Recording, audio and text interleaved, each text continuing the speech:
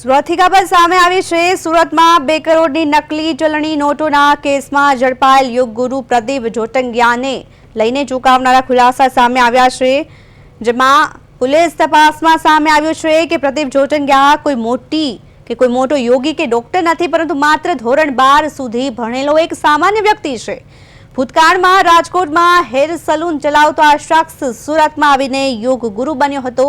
અને શ્રી સત્યમ યોગ ફાઉન્ડેશનના નામે લોકોની આસ્થા સાથે ચેડા કરીને કોઈ પણ પ્રકારની તબીબી ડિગ્રી વગર મેડિકલ પ્રેક્ટિસ કરતો। તે હૃદય બ્લોકેજ અને કેન્સર જેવી ગંભીર બીમારીઓ દૂર કરવાની ગેરંટી પણ આપતો અને સોશિયલ મીડિયા પર આવા વિડીયો પણ અપલોડ કરતો। તપાસમાં સામે આવ્યું છે કે તે પોતાના સોફા પર બેસીને દર્દીઓની ફાઇલ જોઈને સારવાર કરતો, જ્યારે આ ફાઇલોમાં કોઈ નિષ્ણાત ડોક્ટરનું નામ પણ નહોતું, માત્ર તેનો ફોટો જ હતો। પોલીસની આશંકા છે કે પ્રદીપ જોટંગિયા કુદરતી ઉપચાર અને આધ્યાત્મિક શક્તિના નામે દર્દીઓને ભ્રમિત કરી લાખો રૂપિયા પડાવતો અને હાલ પોલીસે સમગ્ર મામલે વધુ તપાસ હાથ ધરી છે।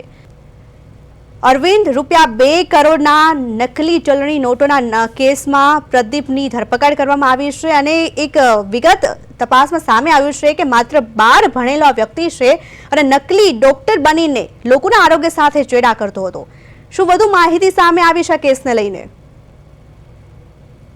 પ્રિયલ, બિલકુલ જે રીતે ડુપ્લિકેટ 2 કરોડની નોટમાં જે રીતે નકલી બની બેઠેલો પ્રદીપની યોગ ગુરુ બની બેઠેલો હતો અને તેમને જે રીતે રાજકોટમાં એટલે કે ભૂતકાળમાં તેઓ જે હેર સલૂન ચલાવતો હતો અને ત્યાંના પણ અનેક કાંડો કર્યા બાદ તેમણે સુરતમાં આવી અને ઝંપલાવ્યું હતું, પરંતુ સુરતમાં જે પોતે યુટ્યુબમાંથી જોઈને યોગ ગુરુ બની ગયો અને જે રીતે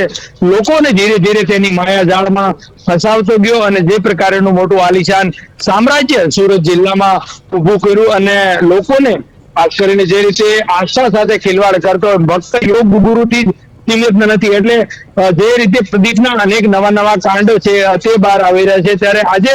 જે પ્રકારે કાંડ બહાર આવી ગયા છે કે તેમાં જોઈ શકાય છે કે જે ગંભીર જીવલેણ કેન્સર જેવી જે બીમારી હોય અને બ્લોકેજ જેવી જે બીમારીઓ હોય તેને તે પોતે જાણે મોટો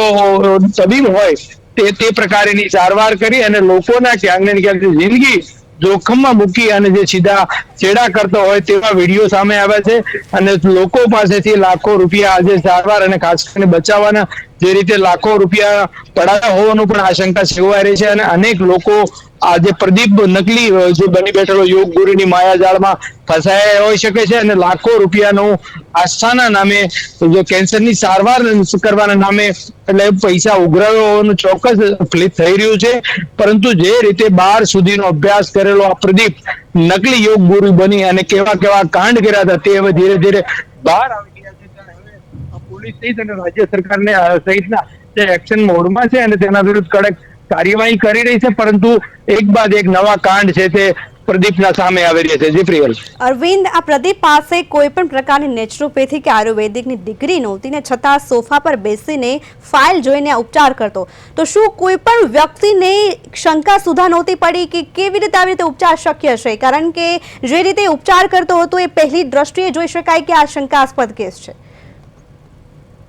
ચોક્કસ પ્રિયલ, જે મળીને કુલ મળીને જોવા જાય તો લોકો જયારે ડોક્ટર પાસેથી કે ડોક્ટર કહે છે કે ગંભીર બીમારી એટલે કે કેન્સર હોય, બ્લોકેજ જેવી બીમારીઓ એટલે સ્વાભાવિક છે પરિવાર માટે આબે તૂટી પડી હોય છે અને તેઓ પહેલી તબક્કે જે ડોક્ટરના રિપોર્ટ બાદ અનુમાન કરતા હોય છે કે આની ગંભીર કેટલો રોગ છે, પરંતુ જે રીતે આસ્થા સાથે લોકો આ આખી માયાજાળ જે પ્રદીપની બનાવેલી હોય છે અને તેમાં એવા પણ કેસો બતાવવામાં આવતા હોય છે, લોકો એની આખી ચેન સિસ્ટમ ગોઠવેલી હોય છે કે કેવી રીતે લોકોની સાથે છેતરપિંડી કરી શકાય, કેન્સર જેવા રોગો મટી રહ્યા છે અને જે રીતે બ્લોકેજ જેવું છે એટલે એ પ્રદીપ છે તેના થકી તેના જે સારું થઈ જશે એવું આશ્વાસન આપી અને લોકોને ભોળવવામાં આવે છે અને ત્યારબાદ જે રીતે મોટો તબીબ હોય, મોટો સર્જન હોય તે રીતે તપાસ કરી અને જે રીતે તેમાં વિડીયોમાં જોઈ શકીએ છીએ કે પોતે કેવી રીતે જે બ્લોકેજ છે, કેન્સર પીડી છે તેની સારવાર કરવી, એટલે સમગ્ર જગ્યાએ ઢોંગ રચી અને લોકોની સાથે આસ્થા સાથે ખેલવાડ કરે અને લોકોનામાં છેતરાવતા હોય છે। કારણ કે ડોક્ટરે જયારે ઊંચા હાથ કરી દીધા હોય કે આ લાંબી ગંભીર બીમારી છે અને આમાં આ થઈ શકે છે, પરંતુ લોકોને ક્યાંક એવું લાગે છે કે ધર્મની આડમાં એટલે કે ધર્મમાં આ યોગ ગુરુ છે તે બચાવી શકશે અને ત્યારે યોગ ગુરુ પણ આ જે રીતના નાટક રચી રહ્યો છે, જે રીતે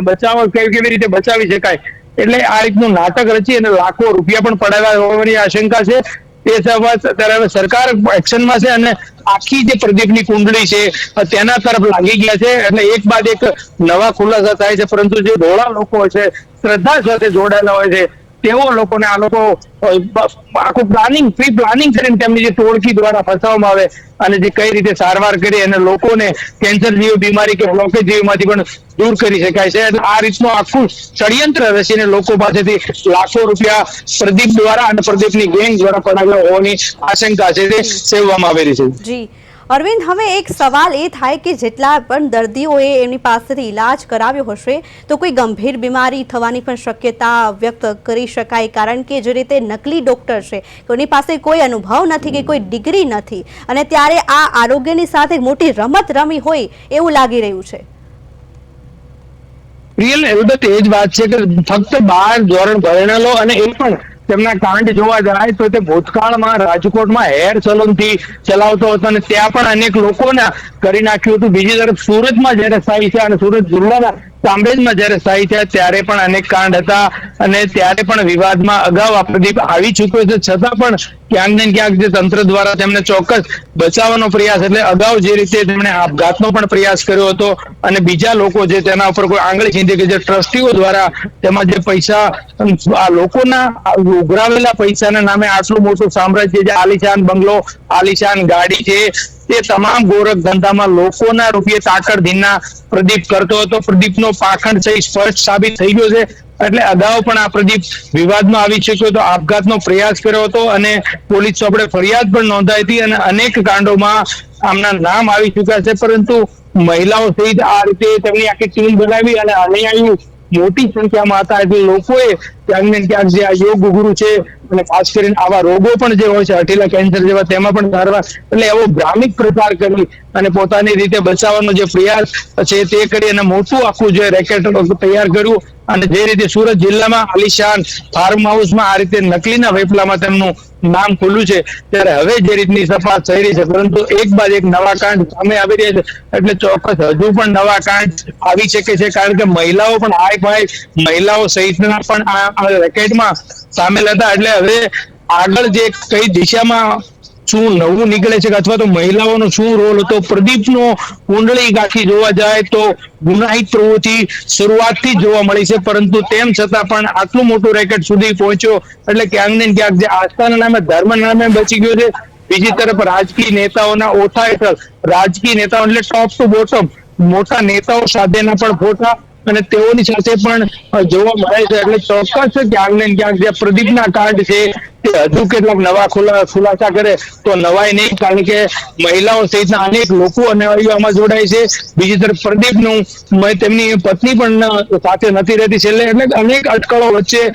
સરકાર એક્શનમાં છે. પ્રદીપના એકી બાદ એક કાંડ આવી રહ્યા છે, પરંતુ આ વધુ એક કાંડે આસ્થાના નામે આપણા પ્રદીપનો જે તે ફલિત થયું છે અને ગંભીર રોગો સામેના સ્વાદ સાથે છેડા કરતો હતો, છતાં પણ આરોગ્યના તંત્રના ધ્યાને આવ્યું નહીં અને પ્રદીપ વિરુદ્ધ કાર્યવાહી નથી કરી, તે સ્પષ્ટ થાય છે.